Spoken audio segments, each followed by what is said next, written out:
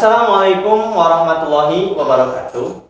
Teman-teman penonton sekalian, pada bulan sekarang ini Bandung terus-menerus diguyur hujan. Bukan hanya hujan air, akan tetapi Bandung pun terkena hujan timur. Yang terjadi pada bulan-bulan sekarang ini. Banyak sekali aksi-aksi yang dilakukan oleh mahasiswa untuk menuntut pemerintah dalam segala kebijakannya. Yang viral kemarin terkait tentang harga pokok yang naik, terus biaya ataupun pendanaan dari APBN pindah ke relokasikan ke IKN, terus dan yang lainnya. Dan alhamdulillah sekarang kita kedatangan nih anggota dewan yang alhamdulillah telah datang ke hadapan kita semua yang akan ikut mendiskusikan, ngobrol bareng kita terkait tentang aksi kemarin, juga tanggapan-tanggapan beliau tentang aksi-aksi kemarin. Baik, Assalamualaikum Bapak. Waalaikumsalam warahmatullahi. Pak Jajang gimana nih kabarnya, sehat? Alhamdulillah sehat. Alhamdulillah sehat. Jadi Pak Jajang ini merupakan anggota dewan dari fraksi PKS yang alhamdulillah telah datang ke hadapan kita semua, yang insya Allah akan sedikit menjelaskan ataupun ngobrol bareng dengan kita terkait dengan aksi-aksi yang kemarin. Baik Bapak, kemarin kan terjadi nih demo dari mahasiswa yang sudah masif dilaksanakan hampir di seluruh daerah Indonesia. Ada yang di Jakarta, terus ada yang di Jogja, terus ada yang di Bandung juga, yang kemarin Bapak hadir langsung, turun langsung ke hadapan mahasiswa yang pada saat itu bahkan ketika hujan lebat, hujan mengguyur di Bandung itu. Nah Bapak, saya ingin bertanya gitu, ketika aksi itu terjadi, kan itu aksi terjadi pada hari Senin ya Pak. Nah pada hari Senin itu aksi terjadi, dan kebetulan atau bagaimana sih kerja ataupun dari anggota dewan itu tersendiri, apakah di gedung DPRD itu memang semua anggota dewan ada, lalu kenapa hanya Bapak yang turun gitu ketika saat aksi itu terjadi gitu Pak? Ya, terima kasih. Bismillahirrahmanirrahim. Assalamualaikum warahmatullahi wabarakatuh. Ketika itu tanggal 11 ya, saya ingat lagi tanggal 11 hari Senin, 11 April memang demo besar-besaran ya di seluruh Indonesia, bahkan di Jakarta, bahkan juga ada kejadian sangat viral juga mungkin di Jakarta ya, rekan-rekan adik-adik mahasiswa ini melakukan demonstrasi ya dengan tuntutan-tuntutan yang memang hampir pada intinya sama dalam rangka untuk penyelamatan bangsa ini ke depannya. Nah, ketika itu memang saya mendapatkan tugas dari ketua fraksi saya untuk menerima aksi unjuk rasa para adik-adik mahasiswa yang akan berunjuk rasa di depan gedung sate. Memang ketika itu saya juga lagi pembahasan rencana tata ruang wilayah. Jadi saya diamanai sebagai anggota Pansus membahas Perda Tata Ruang Wilayah Jawa Barat tahun 2022 sampai 2042. Tetapi karena ada aksi unjuk rasa mahasiswa, saya tinggalkan dulu rapat itu. Saya ke gedung DPRD. Memang di gedung DPRD tidak semuanya ada karena sedang berada banyak anggota dewan yang sedang ada di luar juga ya. Tapi ada juga yang di sana yang sedang rapat. Karena saya mendapatkan tugasnya, saya siap untuk menerima adik-adik. Tadinya adik-adik akan diterima di ruangan, ya, akan di ruangan gitu perwakilan. Tetapi ketika saya sapa, mereka menginginkan ketemu langsung. Langsung mereka menuntut supaya langsung ketemu, berdialog di lapangan. Berdialog di lapangan. Memang kita ada di halaman di area DPRD dan mahasiswa ini ada di jalan ya ketika itu. Nah, mahasiswa menuntut tidak mau dibatasi dengan kawat berduri ngobrolnya, jadi betul langsung ya saya sanggupi, bangga saya datang ke perumahan mahasiswa yang sedang unjuk rasa itu. walaupun sebentar berdiskusi dengan aparat keamanan, Pak Polisi agak keberatan juga karena takut terjadi masalah gitu ya ketika itu. Tapi saya yakinkan, saya juga tidak ada niatan baik. Saya yakin mahasiswa yang berunjuk rasa itu orang baik-baik. Itu ya, saya yakin dengan itu semuanya. Mereka juga ingin menyampaikan aspirasinya, dan saya sebagai anggota dewan itu adalah wakil rakyat, utusan rakyat, maka sewajarnya saya menemui mereka walaupun dengan hujan. Kenapa hujan saya turun? Karena mereka juga menyampaikan aspirasinya. Berunjuk rasa itu dalam kepentingan, jadi saya memandang bahwa mereka berunjuk rasa itu untuk kepentingan, bukan kepentingan pribadinya, tapi kepentingan bangsa Indonesia, rakyat Indonesia. Jadi kenapa saya juga tidak mengikuti mereka? Mereka hujan-hujan, ya kita juga sebagai wakil rakyat ya, walaupun hujan turun saja gitu. Itu mungkin. Berarti kalau misalnya ketika Bapak turun langsung, walaupun itu ada kawat berduri, Bapak tetap langsung turun ikut berdialog dengan para mahasiswa. Nah, kalau misalnya boleh bertanya Pak, kalau tuntutan dari mahasiswa ini tuh apa aja sih? Kalau untuk tuntutan yang mereka sampaikan gitu, sehingga Bapak dengan ikhlas, dengan rela untuk langsung turun berdialog dengan para mahasiswa yang pada saat itu ketika hujan besar juga. Nah itu tuh apa aja sih kayak tuntutannya gitu sampai Bapak tuh rela gitu untuk turun? Pertama, mereka menuntut turunkan harga-harga kebutuhan pokok, terus juga turunkan harga BBM ya. Terus juga mereka menuntut juga pajak ya, pajak PPN yang 10% dinaikkan itu ya. Tuntutan juga mereka menuntut supaya berkaitan dengan IKN. Nah, ibu kota nasional itu ya dipindahkan ke Kalimantan. Nah, memang kita tahu memindahkan ibu kota ini perlu dana yang besar. Ya, tentu juga sekarang dalam keadaan ekonomi kita juga lagi berat negara itu. Bahkan menurut informasi, saya juga nggak tahu benar atau tidaknya, bahwa hutang kita sampai 7.000 triliun. Nah, itu kan dengan posisi seperti itu, maka sebetulnya banyak hal pemerintah sebelum memindahkan ibu kota, karena ini juga tidak urgen sekarang mungkin ya pemindahan itu, tetapi masih banyak kebutuhan dasar masyarakat, layanan dasar masyarakat yang wajib dilakukan oleh pemerintah terhadap masyarakat itu dipenuhi. Apa saja yang paling utama itu berarti masyarakat Indonesia itu harus terpenuhi kebutuhan pokoknya. Apa kebutuhan? Sandang, pangan, papan. Nah, mungkin untuk sandang, alhamdulillah semua warga bangsa ini hampir semuanya tidak sulit untuk mendapatkan pakaian sekarang. Beda dengan dahulu, kata ibu saya, zaman Jepang pakai karung goni katanya baju itu. Tapi sekarang hampir semua orang sudah berpakaian. Untuk pangan, alhamdulillah mungkin sudah pada makan. Kalaupun juga ada yang kesulitan makan, mungkin di kampung-kampung itu bisa berbagilah masyarakat. Mudah-mudahan tidak ada lah yang kelaparan di negeri ini ya. Itu. Yang ketiganya papan. Nah, ini baru kalau menginjak kepada perumahan, banyak sekali di negara kita masyarakat yang tinggal di rumah yang tidak layak huni. Nah, itu ya. Dan ini akan berdampak terhadap kesehatan. Nah, itu. Nah, ini penting itu ya, bagaimana ke depan pemerintah itu menyiapkan skema perumahan rakyat yang terjangkau. Karena saya berpendapat kalau masyarakat hari ini dengan berpenghasilan UMR kayaknya sulit akan mendapatkan perumahan yang layak karena begitu mahalnya harga tanah, harga bahan bangunan gitu.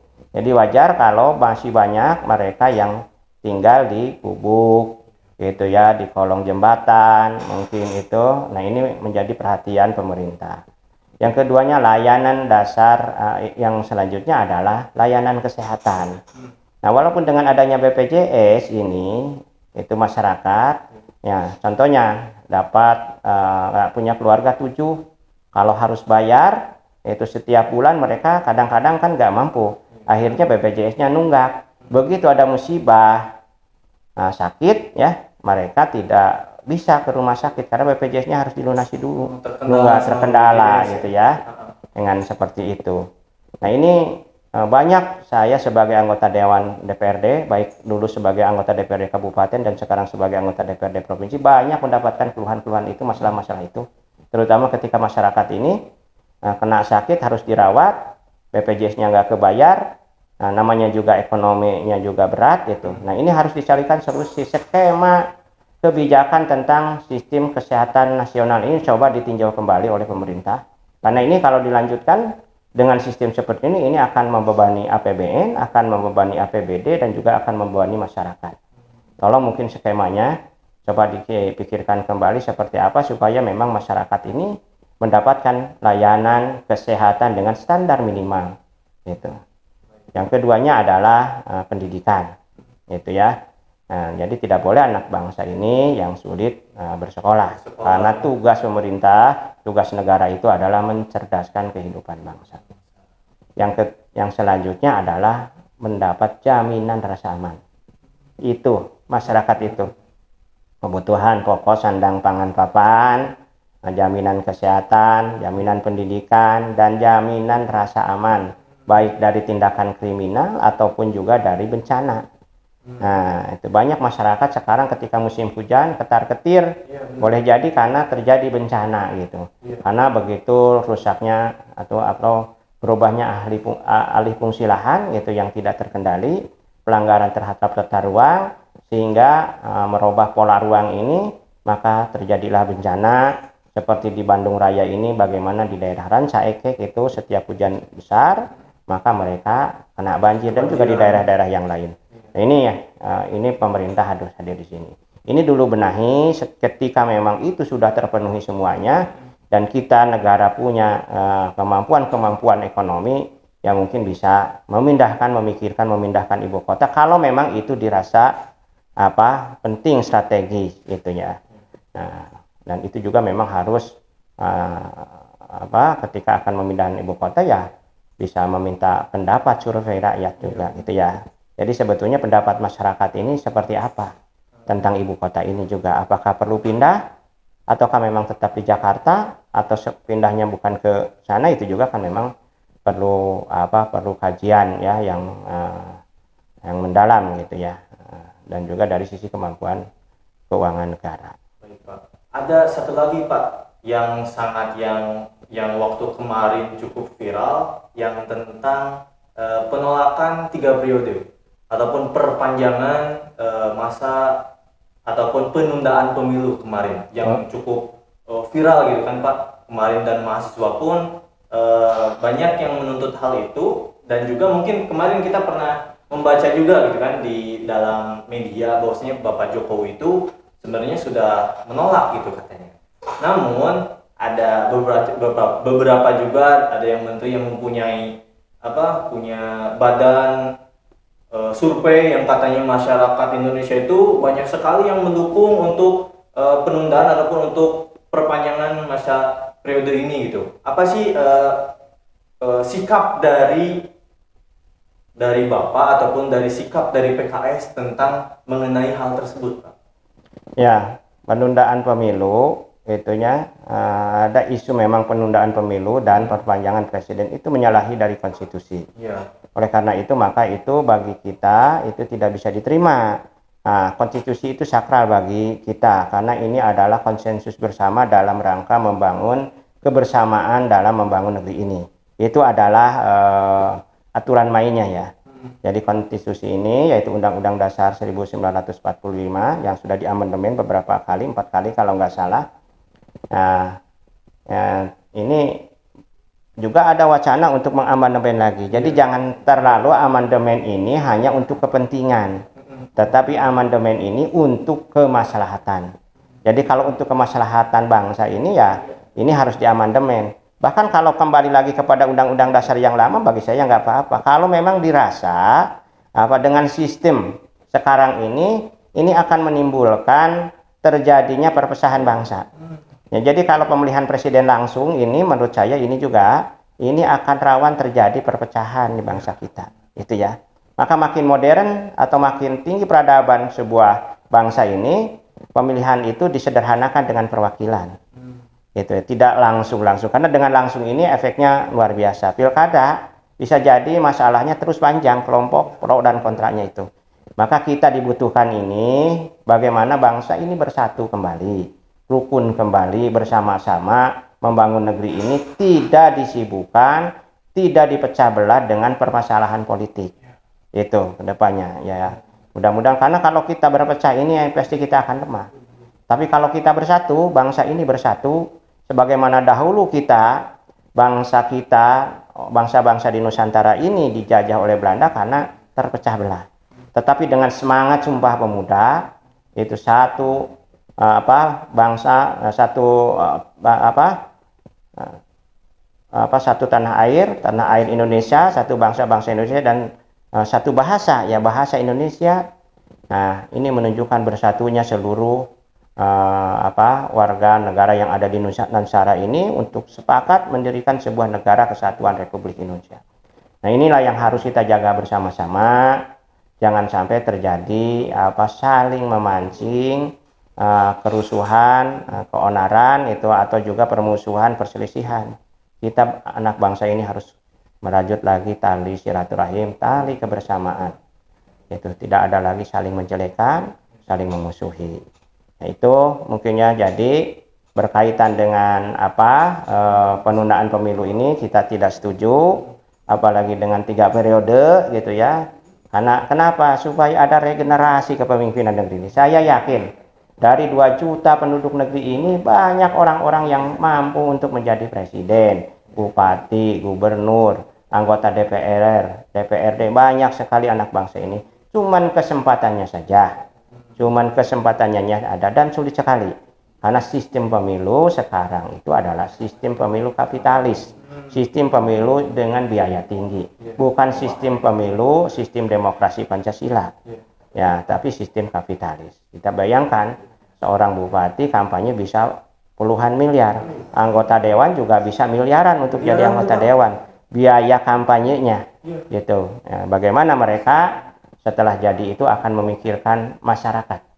Ya, berarti berpikirnya untuk bagaimana mengembalikan kembali modal yang sudah dikeluarkan dan mempersiapkan untuk maju lagi ke depan. Jadi menjadi pejabat politik itu seolah-olah seperti karir.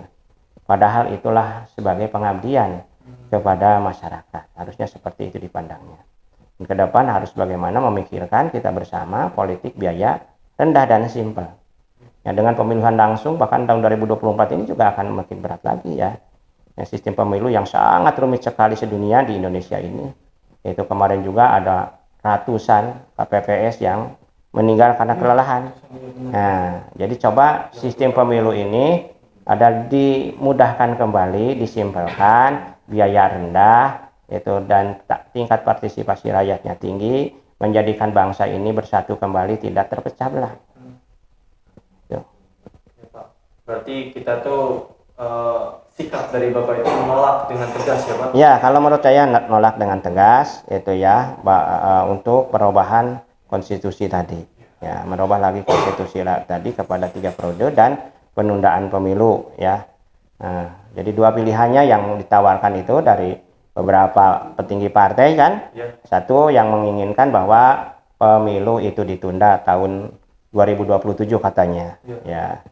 Atau perubahan wacana juga katanya berkembang di sana. Saya juga walau alam tidak tahu karena saya tidak tahu perkembangan di pusat ya, di DPR RI menginginkan jabatan presiden ditambah lagi 1 periode. Ya itu, jadi itu sama kita dengan mahasiswa dan bukan juga dengan masyarakat yang lain, yaitu menolak tentang itu. Jadi tadi saya lupa, jadi salah satu tuntutan mahasiswa itu tadi itu berkaitan dengan penundaan, tuntutan menolak penundaan pemilu dan juga perpanjangan jabatan presiden menjadi 3 periode. Baik Pak, jadi ketika kemarin kan Bapak turun langsung dan mengatakan dengan jelas kepada mahasiswa bahwasanya tuntutan ataupun aspirasi dari para mahasiswa akan disampaikan ke pusat seperti itu. Dan dijawab dengan nantang oleh para mahasiswa dengan surakan gitu kan. Gitu. Nah, Pak, yang menjadi pertanyaan ini bagaimana sih prosedurnya gitu, Pak? Prosedur dari kayak aspirasi mahasiswa dari tingkat provinsi ataupun dari tingkat kabupaten sehingga bisa masuk ke pusat dan bisa didengar oleh pusat seperti itu Pak. Bagaimana sih prosedurnya? Terus apakah ini juga akan dinotis ataupun langsung terdengar oleh pusat gitu Pak? Sehingga para mahasiswa ini sedikit mempunyai kejelasan tentang yang mereka kemarin didemokan, yang mereka kemarin diaspirasikan kepada pemerintah gitu. Ya sebetulnya dengan turunnya mahasiswa menyampaikan unjuk rasa di tanggal 11 itu, dan bukan hanya di Bandung ya, di beberapa daerah, di Jakarta dan di beberapa daerah di Indonesia ini, otomatis itu akan didengar oleh pemerintah pusat. Jadi tanpa saya sampaikan juga informasi itu sama, langsung sama. Cuman saya sangat mengapresiasi terhadap mahasiswa karena perlu kontrol sosial, terutama yang bisa mengontrol sosial, mengontrol pemerintahan ini secara sosial itu adalah saya masih percaya kepada adik-adik mahasiswa. Kenapa? Karena adik-adik mahasiswa ini tidak punya kepentingan. Mereka masih murni memperjuangkan kepentingan rakyat, tidak ada kepentingan pribadi atau kelompok. Itu mahasiswa masih murni, masih idealisnya. Dan saya mengharapkan lahir mahasiswa-mahasiswa yang kritis ke depan, mau menyampaikan aspirasinya, mau mengontrol pemerintah ketika memang pemerintahan ini tidak berjalan dengan baik. Karena memang kita lihat dengan sistem sekarang, ya MPR juga mandul, DPR juga mandul, DPRD juga mandul karena sistemnya seperti itu. Nah, oleh karena itu maka sistem ke depan ini, perwakilan rakyat ini, MPR itu harus berdaya kembali, kuat kembali, DPR juga harus kuat kembali, itu ya, DPRD harus kuat kembali sebagai fungsi kontrol, karena anggota legislatif ini juga fungsinya pertama adalah fungsi budgeting, fungsi legislasi, dan fungsi kontrol. Nah, kalau fungsi kontrolnya ini lemah, maka ini tidak berdaya untuk perbaikan negara. Ya wajar saja kalau ketika kemarin mahasiswa juga bilang gitu. Nah, kita sadari ya memang tingkat kepercayaan publik terhadap politisi, terhadap anggota dewan itu adalah sangat rendah sekali. Itu kita sadari. Nah, itu. Nah, ini menjadi tantangan. Ya, boleh jadi karena sistem pemilunya mungkin kaderisasi di partai tidak berjalan dengan baik. Seharusnya di partai ini terjadi kaderisasi yang menghasilkan kader-kader yang mumpuni secara politik, mempunyai integritas, kapasitas, dan kemampuan mobilitas gitu ya. Artinya ketokohannya juga ada, integritasnya, akhlaknya baik, dan kapasitasnya sebagai pejabat pemerintah, sebagai pejabat politik ya. Nah, itu mungkin partai politik di tanah itu, dan sistemnya sekarang agak sulit. Dengan sistem pemilu proporsional terbuka ini, ya partai politik itu seperti event organizer saja, menampung caleg-caleg siapa yang punya yang punya popularitas, mobilitas, dan isitas. Nah, sehingga ya didapatkanlah ketika pemilu itu, itulah yang menjadi para pejabat itu. Wajar ya, saya sangat menyadari sekali ketika masyarakat, adik-adik mahasiswa tidak begitu percaya dengan kurang percaya mungkin dengan anggota dewan, sehingga ketika saya ke sana menemui mereka nyorakin saya, ya sabar saja, saya terima atas sorakan itu dengan lapang dada, karena begitulah kenyataannya. Berarti sikap yang harus diambil ketika kita langsung berdialog gitu, kita harus, apalagi dengan mahasiswa ketika hujan, harus berlapang dada gitu ya? Ya, harus berlapang dada, karena saya menyadari saya sebagai utusan mereka, sebagai utusan rakyat. Jadi sebagai utusan ya saya harus menerima apa yang mereka inginkan, apa kekecewaan mereka, ketidakpercayaan mereka kepada saya sebagai anggota dewan juga, dan umumnya kepada teman-teman yang lain, karena mereka menuntutnya bukan saya saja yang hadir ke sana. Pimpinan DPRD, kebetulan mungkin pimpinan DPRD lagi ada kegiatan, tidak bisa menemui, ya saya sebagai anggota, karena di DPRD itu tidak ada atasan dan bawahan, itu kolektif kolegial sama pada kedudukannya, walaupun pimpinan juga merangkap anggota juga sama. Itu. Baik Pak. Oke Pak, mungkin kita pengen tahu nih pesan Bapak untuk mahasiswa ataupun untuk masyarakat terkait dengan tuntutan mereka maupun dengan sikap mereka agar terus mendukung pemerintahan agar lebih baik gitu. Pesan untuk masyarakat juga untuk mahasiswa. Ya, untuk mahasiswa terus lanjutkan kritik-kritik terhadap pemerintahan yang konstruktif ya, yang membangun, kritik-kritik yang membangun, bukan kritik-kritik bahkan memecah belah. Ini penting sekali. Saya harapkan Pak adik-adik mahasiswa ini bersatu kembali sebagai fungsi kontrol pemerintah yang efektif menurut saya.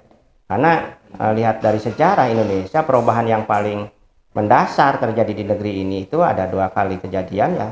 Tahun 2066 itu juga adalah mahasiswa, pemuda, belajar gitu melakukan aksi, dan tahun 98. 98. Ya, perubahan datang pemerintah. Nah, memang ya adik-adik mahasiswa lah, di tangan adik-adik mahasiswa ini, pemuda ini ya, nasib bangsa ini ya, ke depan ini diserahkan harapannya kepada adik-adik mahasiswa dan para pemuda di Indonesia ini untuk melanjutkan estafeta pemerintahan, karena ke depan mereka lah yang akan memimpin negeri ini, mereka yang akan mengisi ini, mereka akan mewarisi peradaban ini.